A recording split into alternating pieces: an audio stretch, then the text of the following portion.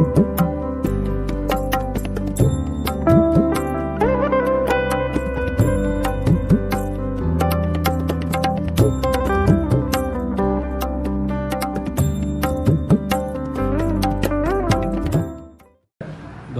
প্রশাসনের পক্ষ থেকে রথযাত্রা উপলক্ষে আমরা প্রশাসনিক বৈঠক গতকালকে সেরে নিয়েছি এবং ওইখানে কিছু নির্দেশিকা দেওয়া হয়েছে।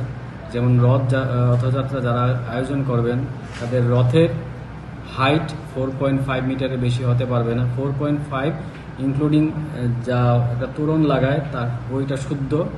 সাথে রথ যাতে ধাতব পদার্থের না হয়, কাঠ হচ্ছে সবচেয়ে ভালো কাঠ দিয়ে তৈরি করলে।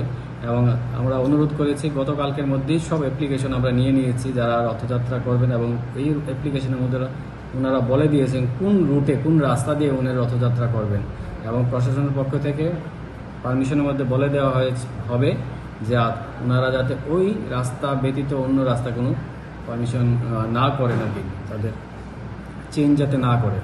নেক্সট হচ্ছে আগামীকালকে 26 তারিখের মধ্যে আমাদের পর্যবেক্ষণ দল ইন্সপেকশন টিম তৈরি করা হয়েছে, যেখানে বিভিন্ন দপ্তরের আধিকারিকরা থাকবেন, পাওয়ারের থাকবেন, পুলিশ প্রশাসনের থাকবে,